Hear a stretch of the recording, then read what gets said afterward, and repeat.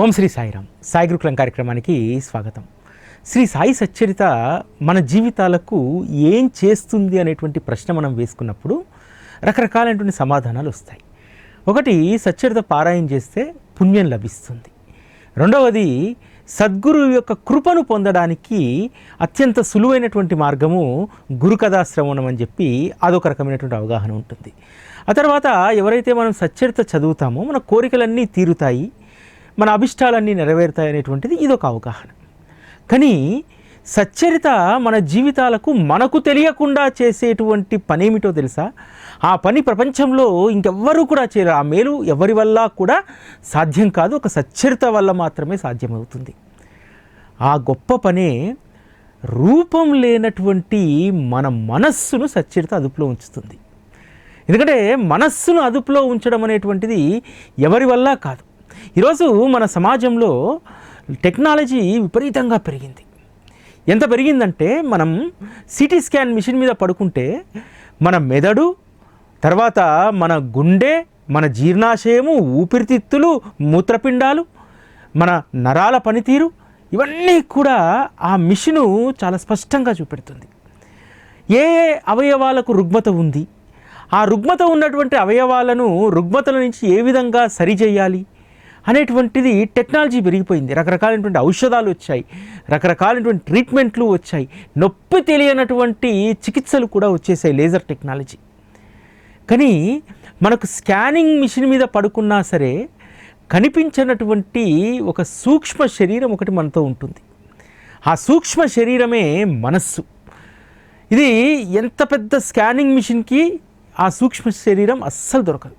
మన అవయవాలన్నీ కూడా సరైనటువంటి దిశలో పనిచేస్తూ ఉంటే మనస్సు ఎప్పుడూ కూడా తిరోగామి దిశలో పనిచేస్తూ ఉంటుంది. అది ఎందుకంటే మన సూక్ష్మ శరీరం యొక్క నైజమే అది. మన మనస్సు యొక్క నైజం ఏంటంటే ఎట్లా వీడిని చెడగొడదామా, వీడిని ఏ తీరిక లేకుండా మనశ్శాంతి లేకుండా ఎలా ఉంచుదామా, ఎప్పుడు ఎలా పరిగెత్తిద్దామా అనేటువంటిది మనస్సు యొక్క ధ్యేయం. అది ఏ కెమెరాకు ఏ స్కానింగ్కు ఎవరికీ చిక్కనటువంటిది.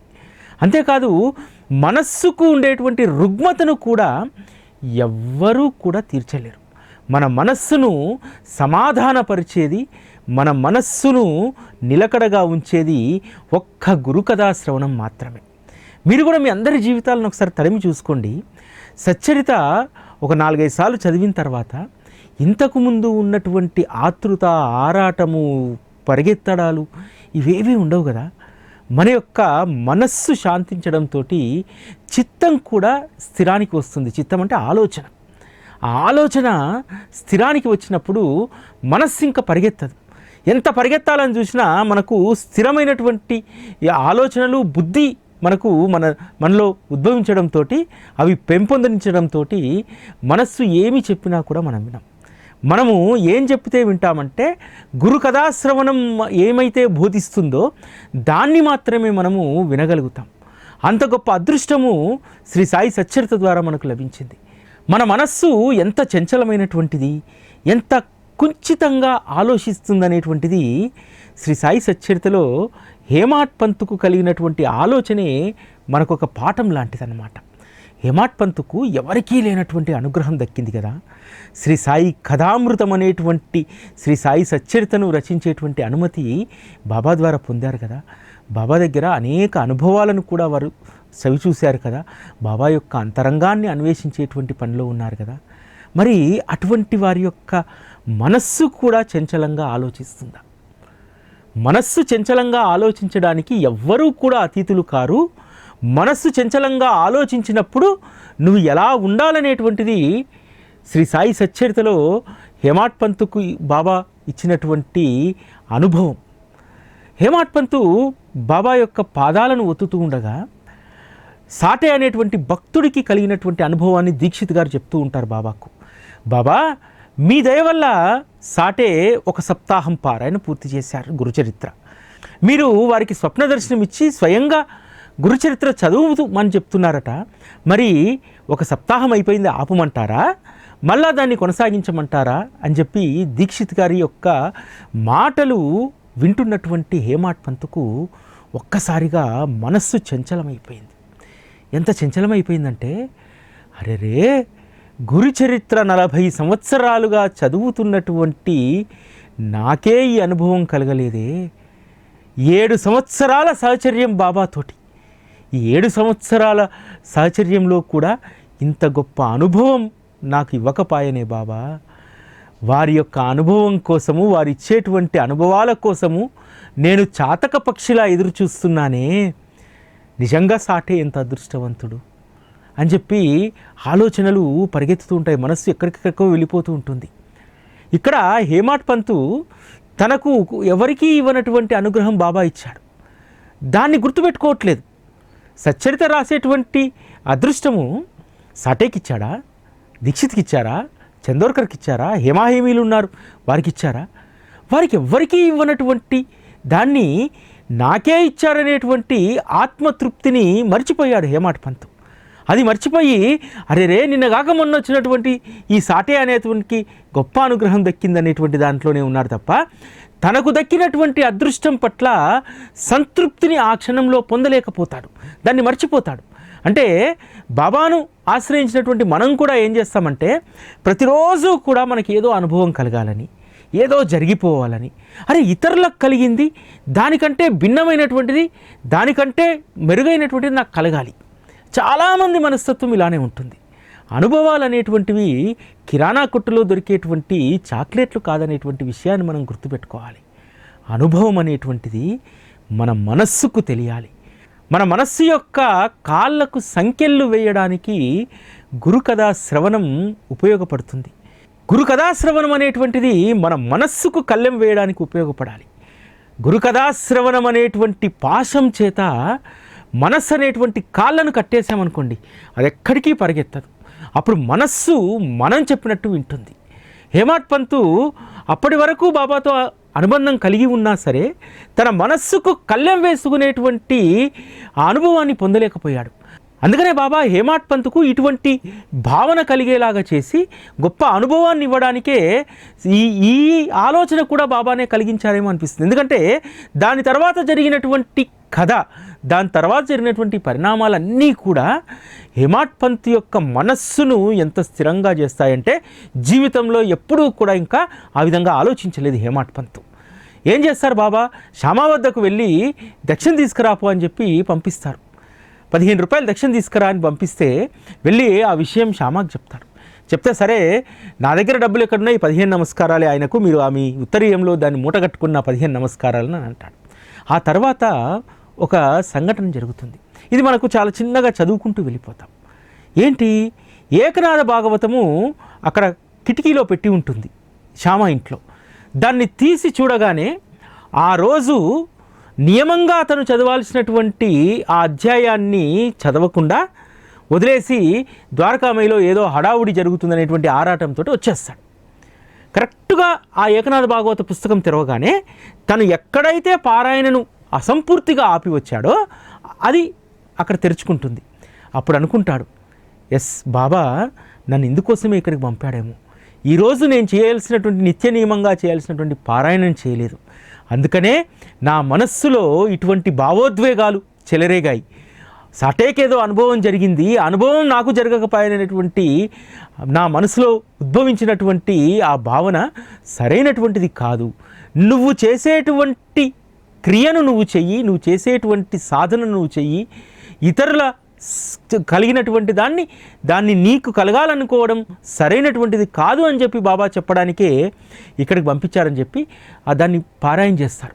పారాయణ చేస్తున్నప్పుడు హేమాడ్ పంతుకు అనేక విషయాలు గుర్తుకొస్తాయి.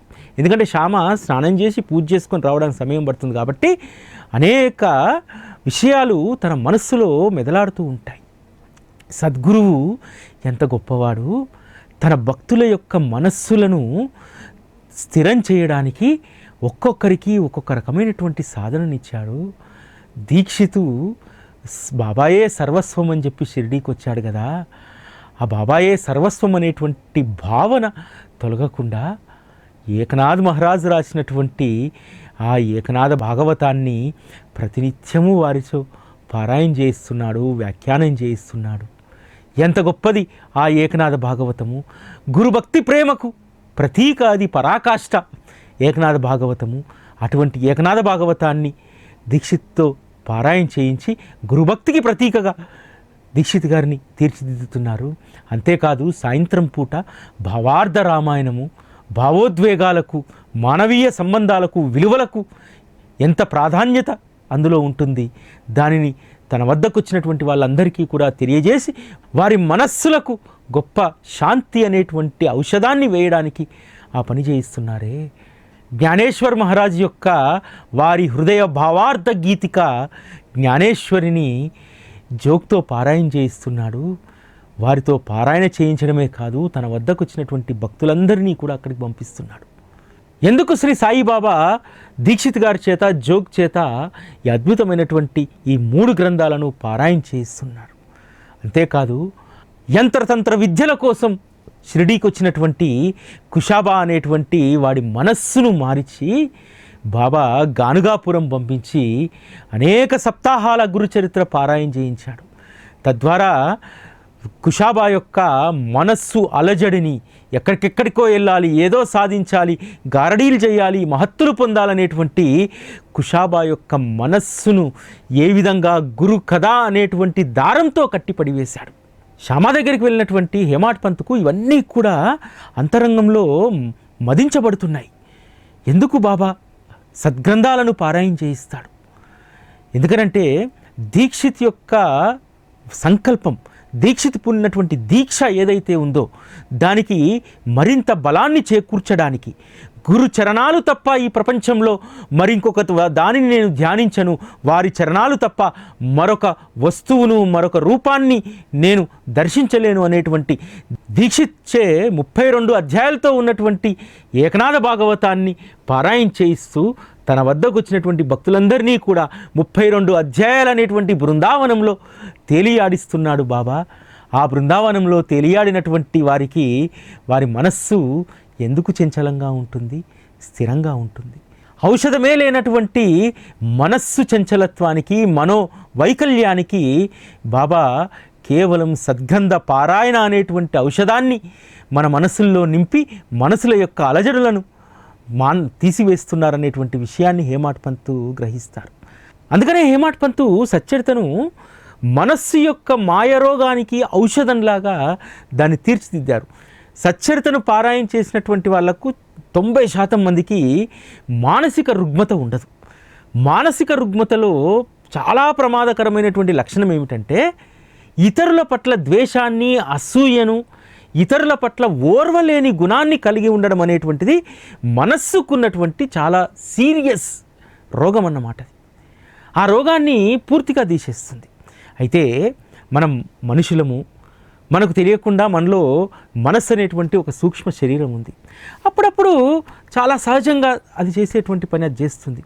మనకు తెలియకుండానే కొన్ని సందర్భాల్లో మనకు కూడా ఒక నిరుత్సాహం వస్తుంది, ఒక నిర్వేదం వస్తుంది. ఏంటి జీవితం అంటే ఇదేనా అనిపిస్తుంది. ఏంటి నేను బాబాను ఆశ్రయించిన తర్వాత కూడా రోజు నాకు ఈ యాతన ఏమిటి అనేటువంటిది అనిపిస్తుంది. అది దాని యొక్క సహజ లక్షణం. అలా అనిపించినప్పుడల్లా కూడా ఒక్కసారి సచ్చరితం తీయండి. దాంట్లో ఉన్నటువంటి 4 అక్షరాలను అనేటువంటి ఆ గుళికలను మీ మనస్సు పడేయండి. అది శాంతిస్తుంది. శాంతించి రోధించడం మానేస్తుంది. అది చిన్నపిల్లవాడు వాడికి ఆకలైనా కాకుండా ఏడుస్తూ ఉంటాడు. ఎందుకంటే మన అటెన్షన్ పే చేయడానికి.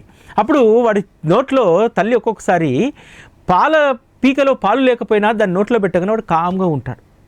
ఎందుకంటే నోట్లో ఏదో ఒకటి ఉంటే చాలు. మనస్సుకు కూడా మనము గురు కథాశ్రవణం అనేటువంటి అక్షర గుళికల్ని వేసామనుకోండి, అరే ఏదో కొత్త వస్తువు వచ్చింది, దీని గురించి ఆలోచించాలని చెప్పి మనస్సు దాని గురించి ఆలోచిస్తుంది. అప్పుడు మనస్సే మాయలో పడిపోతుంది. మనస్సు గురు కథ అనేటువంటి మాయలో పడిపోయి ఏదైతే మనల్ని అలజడుల వైపు ప్రోత్సహించాలో ఆ పనిని అది మర్చిపోతుంది. ఇంత గొప్పగా గురు కథాశ్రవణము మనస్సును కట్టిపడేస్తుంది అన్నమాట. ఈరోజు మన మానవ నైజం ఏంటంటే ఏదైనా చిన్న అలజడులు రాగానే, చిన్న సమస్యలు రాగానే దాని గురించి పెద్దగా వరి అవుతుంటాం.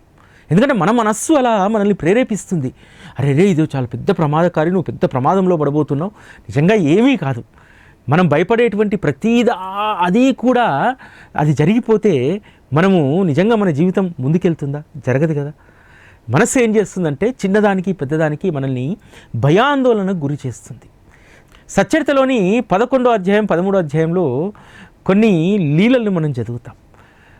వాళ్ళకు అప్పటి వరకు విపరీతమైనటువంటి రోగపీడితులు కూడా బాబా వద్దకు వచ్చిన తర్వాత బాబా సహచర్యంలో అవి పూర్తిగా తగ్గుతాయనేటువంటి విశ్వాసం కలిగిన తర్వాత వారు ప్రాణాపాయ స్థితి నుంచి ఎట్లా బయటపడ్డారనేటువంటిది మనం చూస్తాం కదా. క్షయవ్యాధితోటి విపరీతంగా బాధపడతాడు భీమాజీ పాటిల్. బాధపడి అనేక మందులు వాడతాడు. వాడినా సరే ఏ మందు కూడా నయం చేయలేదు. ఎందుకని? భీమాజీ పాటిల్ యొక్క మనస్సు ఎటువైపు నెడుతుందంటే, ఇక అయిపోయింది నీ పని అయిపోయింది, ఇంకా నువ్వు మృత్యువు అయిపోయి అంటే భీమాజీ పాటిల్ కూడా పడుకొని, ఇక నా పని అయిపోయింది, ఏ మందు తిన్నా ఏ ఔషధం తిన్నా నాకు నయం కావట్లేదు, ఇక మృత్యువే శరణ్యం అని చెప్పి నానాసాహెబ్కు లేఖ రాస్తాడు కదా. నానాసాహెబ్ జాబ్లో 2 విషయాలు రాస్తాడు. నువ్వేమీ కూడా కంగారు పడాల్సినటువంటి అవసరం లేదు. షిరిడీలో సాయిబాబా అనేటువంటి సద్గురువు ఉన్నాడు, ఆయన పాదాలను పట్టుకో, ఆయన పాదాలను నమ్ముకో, నీ రోగం పోతుంది, నీ రోగం నయమవుతుంది. నీకు క్షయవ్యాధి ఏంటి, మనుషుల యొక్క మాయ రోగాలను కూడా ఆయన తగ్గిస్తాడు. ఇక్కడ భీమాజీ పాటిల్కి వచ్చినటువంటిది క్షయ అనేటువంటి రోగం వచ్చింది. ఆ రోగంతో పాటు మాయ రోగం కూడా భీమాజీ పాటిల్కి పట్టుకుంది. ఏందా మాయరోగము? క్షయ వల్ల ఇక నేను పోతా, అయిపోయింది అనేటువంటి మాయరోగం. ఇక నా పని అయిపోయింది, నేను చావాల్సిందే, మృత్యు గంటికలు మోగుతున్నాయి, నేను వెళ్ళిపోతున్నాను, ఇదే మాట. లేదు, నేను స్థిరంగా ఉంటాను, ఈ క్షయం నేను ఎదుర్కొంటాను అనేటువంటి ధైర్యము భీమాజీ పాటిల్కి లేదు. ఎప్పుడు కలిగింది భీమాజీ పాటిల్కు?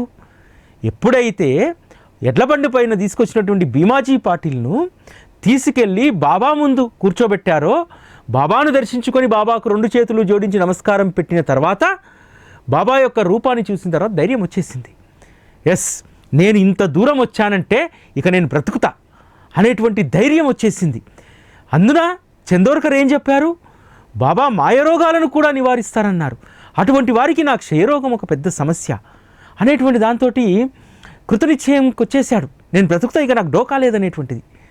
ఇక్కడ దేని ప్రభావం వల్ల భీమాజీ పాటిల్ క్షీణించాడు? తన మనస్సు యొక్క ప్రభావం చేత, మనస్సు పెట్టినటువంటి అలజడి చేత క్షయరోగాన్ని పెంచుకున్నాడు. మనస్సు అలజడి పెట్టడంతో ఏ మందు తీసుకున్నా సరే, మన మానసిక రోగం ఉంటే ఇతర రోగానికి ఎన్ని మందులు వేసినా రోగం తగ్గదు. ఎందుకంటే ఆ మనస్సుకున్నటువంటి రోగము ఆ ఔషధాన్ని పనిచేయకుండా చేస్తుంది. ఇది ఒక భీమాజీ పాటిల్ కాదు, మనకు కూడా చాలామందికి ఏదైనా ఆరోగ్య సమస్యలు వచ్చాయనుకోండి, కృంగిపోవడానికి కారణం ఏంటంటే మనస్సు ప్రేరేపించినట్టు మనం ఆలోచించడం వల్ల. ఏమవుతుంది? వచ్చింది, డాక్టర్ దగ్గరికి వెళ్ళాము, మాత్ర ఇచ్చాడు, వేసుకున్నాం, అదే తగ్గిపోతుంది. కొన్ని వేల మందికి ఆ మాత్ర ద్వారా నాకు వచ్చినటువంటి రోగమే తగ్గింది, నాకెందుకు తగ్గదనేటువంటి ధైర్యం మనకెందుకు ఉండదు? అదేదో ప్రపంచంలో ఎవరికి లేనటువంటిది మనకే వచ్చినట్టు అంత బాధతో మనం అంత వేదంతో ఎందుకుంటాం? మనస్సు ప్రేరేపిస్తుంది. ఇక్కడికి వచ్చినటువంటి భీమాజీ పాటిల్కు సద్గురువు యొక్క కృపా అనేటువంటి వారి దృష్టి మనస్సును కట్టిపడేసింది. మనస్సు ఆలోచనగా వినలేదు భీమాజీ పాటిల్. ఎదురుగా ఉన్నటువంటి సద్గురువు యొక్క కృపను మాత్రమే ఆస్వాదించడం మొదలుపెట్టాడు. బాబా ఆజ్ఞ ప్రకారం షిరిడీలో ఉన్నాడు, ఏ మందు వాడలేదు. కేవలం ధైర్యం అనేటువంటి, మనోధైర్యం అనేటువంటి దాన్ని మాత్రమే పెంపొందించుకున్నాడు. మనస్సు యొక్క మాయరోగాన్ని మొదట దూరం చేసుకున్నాడు. ఆ తర్వాత క్షయ ఆటోమేటిక్గా తగ్గిపోయింది. ఇక్కడ బాబా మంత్రం ఇయ్యలేదు, బాబా మందు ఇయ్యలేదు, ఏమీ ఇయ్యలేదు. దీన్ని బట్టి మనం ఏమర్థం చేసుకోవాలంటే, గురు కథాశ్రవణం, గురు కృప అనేటువంటిది ఏ మందు ఏ మంత్రం లేకుండానే మనలో ఉన్నటువంటి అనేక మాయరోగాలను తొలగించేస్తుంది. ఇందుకోసం సచ్చరిత మనకు అవసరం. మనం సచ్చరితలు అనేక సందర్భాల్లో చూస్తాం కదా. ఏ భక్తుడైతే మానసికమైనటువంటి బలహీనతను కొని తెచ్చుకుంటాడో, ధైర్యాన్ని కోల్పోతాడో, అప్పుడు బాబా మనోధైర్యాన్ని వారిలో పెంపొందింపజేస్తాడు. శ్యామ పాము కుట్టగానే అందరూ అంటారు, పో విఠోబా మందిరానికి పో, అక్కడ మందు పెడతారంటారు. లేదు, నాకు ఏదేమైనా బాబా దగ్గరికి పోతాను, బాబానే నన్ను దీని నుంచి రక్షిస్తానంటాడు. కానీ అక్కడికి పోయిన తర్వాత బాబా దిగిపో అని చెప్పి విషయాన్ని అంటే, నువ్వు పైకెక్కొద్దు అని అంటే, బాబా నన్ను నిరాదరిస్తున్నాడు, అయిపోయింది, నా పని అయిపోయింది, ఈ రోజుతోటి మన మాధవరావు దేశపాండే అనేటువంటి చివరి రోజు ఈరోజు అయిపోయిందని చెప్పి వెళ్ళిపోతాడు. ఎంతో ధైర్యంతో వచ్చినటువంటి మాధవరావు దేశపాండే బాబా ఒక్క మాట అనగానే మనస్సు ఎంత కకలావికలమైపోయిందో చూడండి, మనస్సు ఏ విధంగా మార్చేసిందో చూడండి మనిషిని. ఇంకా అయిపోయింది నాకు అనుకుని ఇంటికి వెళ్ళిపోతారు. కానీ బాబా మరలా దీక్షితును తాత్యాన్ని పంపించి ఏమీ కాదని చెప్పానంటే ధైర్యంగా ఆ రోజు రాత్రంతా కూడా మెలుకొని ఉన్నాడు. ఏమీ పెట్టలేదు, కేవలం బాబా చెప్పినటువంటి 2 మాటలు, వాడు ఇష్టం వచ్చినట్టు తినమని చెప్పు, ఇష్టం వచ్చిన వస్తువుని తినమని చెప్పు, కాకపోతే రాత్రి నిద్రపోవద్దని చెప్పమన్నాడు. అంతే. విఠోబా మందిరంలో పెట్టినట్టు మందు పెట్టలేదు, ఇతరత్రా ఏదీ పెట్టలేదు. కేవలం బాబా ఇచ్చినటువంటి మనోధైర్యం, దాంతోటే శ్యామ ఆ పాము కాటు నుంచి ఏ హాని కలగకుండా తెల్లారి మళ్ళీ ద్వారకామైకి వచ్చాడు కదా. మనోధైర్యం అనేటువంటిది మనల్ని ఎంత పెద్ద సమస్య నుంచైనా, ఎంత పెద్ద ఆపద నుంచైనా తప్పిస్తుంది. ఈ మనోధైర్యం పెంపొందించుకొని మనస్సు యొక్క దురాలోచనలను కట్టడి చేసుకోవడానికి ఒక్క గురుకథా శ్రవణం ఒకటే. అంబేడ్కర్కు బాబా పట్ల భక్తి విశ్వాసాలు ఉన్నాయి కదా. ఆ బాబా అంటే ప్రాణప్రదంగా ప్రేమించేటువంటి వాడు. ఎప్పుడైతే ఉద్యోగం కోల్పోయాడు, ఉద్యోగం కోల్పోయిన తర్వాత వ్యాపారాలు చేశాడు, అన్నింట్లో కూడా నష్టమే వచ్చింది. వచ్చిన తర్వాత కూడా చాలా రోజులు బాబా ఉన్నాడనేటువంటి ధైర్యంతో ఉన్నాడు. ఉంటున్నటువంటి సందర్భంలో మనస్సు తన పని తను చేయడం ప్రారంభించింది. అయిపోయిందిరా నీ జీవితము, నువ్వు ఎన్ని చేసినా వేస్టే, గురుకృప కూడా నీకు లభించదు, అంత దురదృష్టవంతుడివి, నువ్వు సద్గురువుని ఆశ్రయించినా నీకు ఏమీ ఒరగట్లేదు, నీ బతికే బాగుపడట్లేదు. మనస్సు అంత ప్రేరేపించినా సరే అంబేడ్కర్ ఏం చేస్తాడు, తన ఇంట్లో బలవన్మరణం చెందాలనుకోలేదు. సరే చావైనా రేవైనా బ్రతికించేదైనా చంపేదైనా నేను ఆశ్రయించినటువంటి సద్గురువే కాబట్టి, కాస్త బుద్ధి పనిచేసింది కాబట్టి షిరిడీకి వస్తాడు. బుద్ధి పనిచేయకుండా ఉంటే, బుద్ధి పనిచేయడానికి కారణం కూడా ఏమిటంటే సద్గురువు పట్ల ఉన్నటువంటి విశ్వాసం. మనస్సు అంత ప్రేరేపించినా సరే విచక్షణతో ఉన్నాడు. షిరిడీకి వచ్చాడు. వచ్చి ఆత్మహత్య ప్రయత్నం చేయాలని చెప్పి దీక్షిత్వాడ ఎదురుగా ఉన్నటువంటి బావి దగ్గర కూర్చొని ఉంటే, అంబేడ్కర్ విషయంలో కూడా బాబా సద్గ్రంథం ద్వారానే మళ్ళీ కాపాడాడు. చూడండి, అక్కల్కోట మహారాజు యొక్క చరిత్రను చదివావా అని చెప్పి సగనమేర నాయకుడు అయితే చదవలేదంటే ఆ పుస్తకం తెరవగానే ఈ జన్మలో అనుభవించాల్సినటువంటి కర్మలు అనుభవించకుండా మరణిస్తే మరలా జన్మల వాటిని అనుభవించాల్సి ఉంటుంది, కాబట్టి ఈ జన్మలో అనుభవించాల్సినటువంటి కర్మలను అనుభవించాల్సిందే అనేటువంటి అక్కల్కోట మహారాజు యొక్క బోధను విన్న తర్వాత నేను మహాపాపం చేస్తున్నాననేటువంటి అపరాధ భావానికి వచ్చి తన మనస్సు ఆలోచనలకు కళ్ళెం వేసి బాబా దగ్గరికి వచ్చి, బాబా ఇక నా జీవితం మీ చేతుల్లోనే ఉంది, నేను గెలిచినా ఓడినా అంతా మీ కృపే అని అంటే బాబా తన దగ్గర ఎవరో తెచ్చిచ్చిన జ్యోతిష్య గ్రంథాన్ని ఇస్తాడు. ఆ జ్యోతిష్య గ్రంథాన్ని ఔపోసన పట్టినటువంటి అంబేడ్కర్ జ్యోతిష్యంలో నిష్ణాతుడు అవుతాడు. గొప్ప జ్యోతిష్యుడిగా ప్రఖ్యాతి చెంది విలాసవంతమైనటువంటి గొప్ప ధనాన్ని సంపాదిస్తాడు, విలాసవంతమైనటువంటి జీవితాన్ని గడుపుతాడు. అంటే మనస్సు చెప్పినట్టు చేస్తే అంబేడ్కర్ అనేటువంటి వాడి కథ ముగిసిపోయేది. మనస్సు చెప్పినట్టు మనం ప్రవర్తించకూడదనేటువంటిది సచ్చరిత అనేక సందర్భాల్లో మనకు చెప్తుంది. మనస్సు చాలా ప్రమాదకారి. ఈరోజు గురు కథా శ్రవణం అనేటువంటి ఆశ్రయం లేనటువంటి వాళ్ళందరూ కూడా పతనం కావడానికి కారణం ఏమిటంటే మనస్సు చెప్పేటువంటి మాటను వాళ్ళు వింటారు. ఎవరికైతే గురు కథాశ్రవణం అనేటువంటి సహవాసం ఉంటుందో వాళ్ళు అదృష్టవంతులు. మనస్సును ఎప్పటికప్పుడు కట్టడి చేసుకుంటాడు. మనస్సుకు వచ్చేటువంటి ఆలోచనలను చేత్తో పట్టి తీసి డస్ట్బిన్లో వేస్తారు. కేవలం గురు కథాశ్రవణం చెప్పినటువంటి బోధనామృతాన్ని మాత్రమే, ఆ ప్రబోధాన్ని మాత్రమే వారు వింటారు. మనస్సును బుద్ధిని స్థిరం చేసుకుంటారు. అటువంటి గొప్ప సచ్చరిత ఈరోజు మన చెంతన ఉన్నందుకు మనం భాగ్యవంతులం. చాలామంది భాగ్యవంతులని ఎట్లా అనుకుంటారంటే ఐశ్వర్యం ఉన్నప్పుడు, పేరున్నప్పుడు, ప్రఖ్యాతలు ఉన్నప్పుడు అనుకుంటారు. కానీ మనస్సు నిన్ను అతలాకుతలం చేస్తున్నప్పుడు నీ సంపద, నీ పేరు, నీ ప్రఖ్యాతలు ఏవి పనిచేయవు. ఒక్క గురు కథ శ్రవణం, ఒక్క గురు కథ నీ తోడుగా ఉంటేనే నీకు మనోధైర్యం ఉంటుంది. ఎంతటి సంకట పరిస్థితుల నుంచి అయినా సరే నీవు నెగ్గగలుగుతావు అనేటువంటి ధైర్యం గురు కథా శ్రవణం నీకు ఇస్తుంది. ఇది ఈరోజు సాయి గురుకులం. మళ్ళీ రేపటి కార్యక్రమంలో కలుసుకుందాం. అప్పటి వరకు సెలవు. నమస్కారం.